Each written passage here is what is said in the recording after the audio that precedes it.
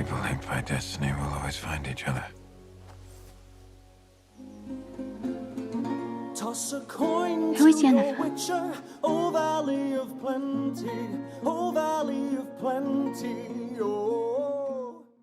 Welcome back, everyone. It's Charlie. Toss a coin to your Witcher. This is going to be my Season 2 Top 10 Predictions video, so if you're new to the channel, be sure to subscribe to get all the videos. I will be doing bonus videos for The Witcher while we wait for episodes to come back. We already have a loose timeline for when that's going to be, so don't worry, I'll break it down through the video, but obviously spoiler warning for everything from The Witcher Season 1 if you haven't seen the episodes yet. So starting with number 10. The Season 2 timeline will be way more linear, and even though all three of the main leads, Geralt, Ciri, and Yennefer, won't always be together at the same time, for the most part, all the storylines will be happening during the same time period. I think this comes as a relief to most of you guys, because on the videos that I posted for The Witcher Season 1, there was a lot of confusion about where everybody was in the timeline in any given episode. There'll probably be a couple more flashbacks just for context, because there's still some things that happened in the past that we don't have any answers about yet, like what happened to Ciri's parents, Duny and Pavetta. They're lost at sea. We need to get a flashback to kind of explain that, maybe towards the end of Season 2.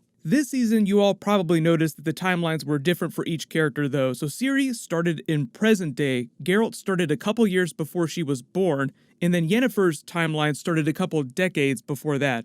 If it wasn't clear, even though the actress that plays Yennefer looks younger than Henry Cavill in real life, in the context of the story, Yennefer of Vangeberg is a couple decades older than Geralt of Rivia. Both mages and witchers age much slower than normal humans, so Geralt is around his 70s during the course of this season, Yennefer is around her 90s when they meet for the first time, and the books really only follow the characters until Ciri is in her 20s. So there's not a ton of huge time jumps between the first book and the last book, because right now Ciri is supposed to be around 13 years old. If you played the games though, the games are meant to be a sequel to the book story, so the characters are all a couple years older in the present day of the video games, but there are a lot of flashbacks during the video games too. Either way, the showrunner has already confirmed that the Season 2 timeline will make way more sense and be way easier to follow. Number 9, talking about what's happening at the beginning of the season. Since the TV show already changed the way that Geralt meets Ciri, and on the show, this peasant family lives right next to Sodden Hill, where that big battle was going on. The next big thing that they'll probably do, as Geralt told the man who saved him, is travel through Sodden Hill to get to Kaer Morhen in the School of the Wolf. That's where Vesemir is, where Geralt was raised and trained to be a witcher. If you haven't read the books or you haven't played the games, there are several different schools for witchers. The School of the Wolf is just one of them. Initially, he wanted to go there because he was slowly dying from his wounds, but because he just found Ciri, his child of surprise, and the person he's charged to protect, it just makes sense to go to Kaer Morhen because it's way safer there.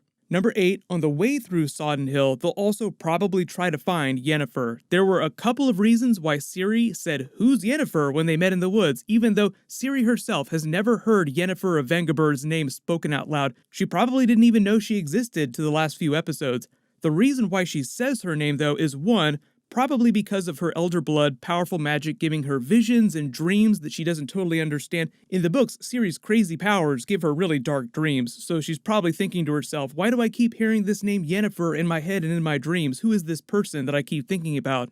And 2, the more practical reason for sending them through Sodden Hill on their way to the School of the Wolf is for story progression. It allows Geralt to try and find out whether or not Yennefer was killed during the battle, because Yennefer, Geralt, and Ciri probably won't all be together for a good long while. Most of Geralt's story for the first half of Season 2 will probably just be him and Ciri together. Papa bless.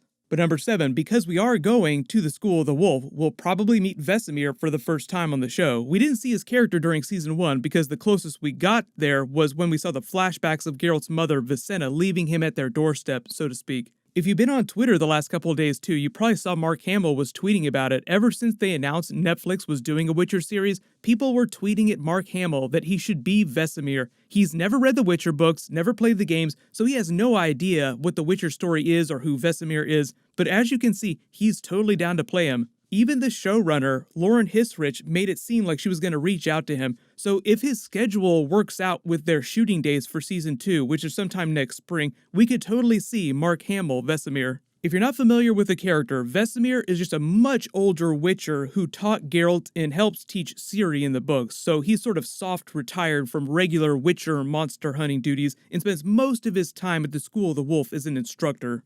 Speaking of which, number 6, big one, Ciri will probably begin training to become a Witcher herself pretty soon. They changed the reason why Geralt chose her as his child of surprise from the books. On the TV show, they made it seem like more of a coincidence, like, okay, I'll do the same thing that you did and choose the law of surprise, and then he finds out that they're pregnant. But in the books, Geralt knows that Ciri's mother Pavetta is pregnant before he chooses the law of surprise. And in the books, his hope was that it would be a boy so that he could train that boy to become another Witcher, because in the present day of the books, the Witcher order is slowly dying out. There was that line of dialogue earlier in the season from Yennefer where she says, "There's so few Witchers left in the world, why do I keep running into you all of a sudden?" The reason why their order is slowly dying out is because so few children survive the trials that they go through to become Witchers. They go the trial of the grasses, they take a bunch of potions that give them their Witcher mutations with their special powers. Most kids wind up dying during that, so it's just a simple math equation. You have fewer new Witchers being minted and older ones dying off or being killed quicker and quicker, so it's just rapidly shrinking their order around the world. And even though they haven't really talked about it, part of Geralt's implied duty to the School of the Wolf as a Witcher is to help create more Witchers to sustain the order. So even though Ciri is born a girl, his goal is still the same. He needs to create more Witchers. So because Ciri belongs to him as child of surprise, and he has no use for an actual child, like his main goal is basically just to create a new Witcher. Like, okay, here you go. So even though his goals are very simple, all the Ciri Elder Blood stuff, the Nilfgaard War, Emperor Emhyr, just make things way more complicated for him. And you also notice in those flashbacks that Geralt is about the same age as Ciri when his mother drops him off at the School of the Wolf, so Ciri is of a proper age to begin training. If you've ever played the games too, you see Ciri training in a flashback scene at the very beginning of Witcher 3. Number 5, Ciri's Elder Blood is going to continue to manifest itself in more weird ways, freaking out Geralt and Vesemir.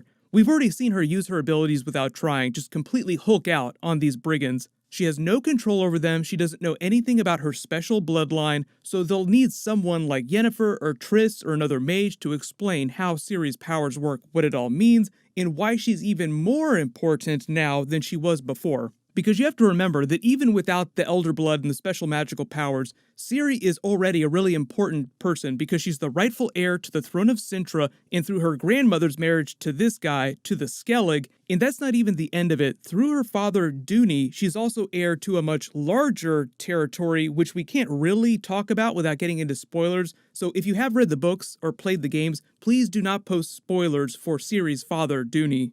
Number 4, since Yennefer took off after the Battle of Sodden Hill, she probably won't be around to help Geralt with Ciri, probably at least until the middle or near the end of Season 2, depending on how fast they move through the timeline. But Yennefer is the most qualified person to help train Ciri in magic, because she is one of the most powerful magical people on the show, but she just doesn't understand how her powers work. Most of this probably won't happen till after Geralt realizes what's going on with Ciri, because he's only just met her here, he hasn't seen her use any of her powers or anything like that, and no one's told him about her special powers. He's very learned as a Witcher, but he only has rudimentary knowledge of magic. Like, he can cast all those signs that you saw during the season. Like, this is the Ard sign, the one that he uses during the Butcher of Blaviken fight when he blasts them back with his telekinetic force. There's the Ignis sign, the Quen, the Axii, the Earden signs, but that's pretty much the extent of his magical knowledge, so that's why you need someone like Yennefer or Triss to come in and teach Ciri actual magic. Number 3, we'll probably meet Emperor Emhyr officially in Nilfgaard for the first time. We've only heard about him on the show so far, but if you've read the books, please don't post spoilers about Emperor Emhyr.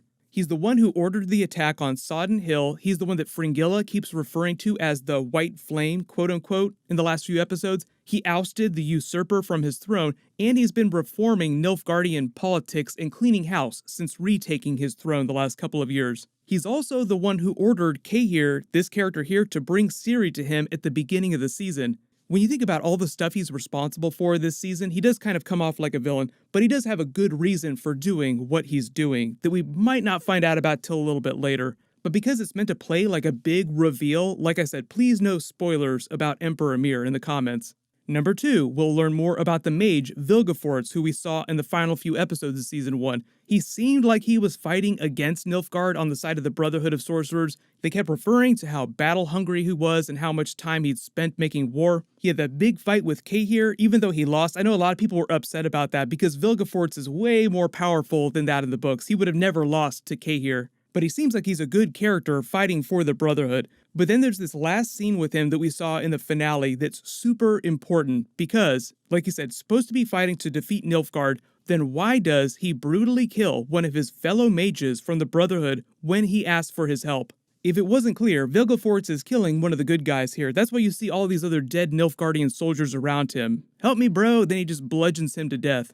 There's a very important reason why he's probably doing that and why it seems like he may have flipped sides during the battle, maybe wants to get rid of the Brotherhood. Like, think about the other mage that came for Yennefer as a saboteur within their ranks while she was on the tower. We'll learn more about what's going on with him next season, but he's a hugely important character in the books.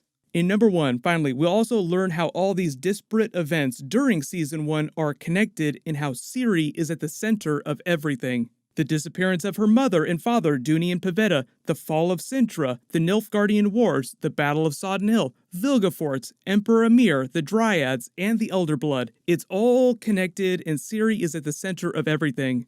The showrunner said that they had about a 7-season plan. I'm expecting them to make it to at least 4 or 5, so I don't think that they're going to reveal all these things and how everything is connected by the end of Season 2, so please don't post spoilers if you have read the books or played the games. If you want to find answers to all those questions, though, you can read the books and play the games while you wait for Season 2 to get here. It's all in there. The games don't cover everything from the books. They're kind of meant to be a sequel to the book story, but they do have a bunch of flashbacks and big reveals about stuff that happened during the books. The games are just really cool either way. They're just really badass games.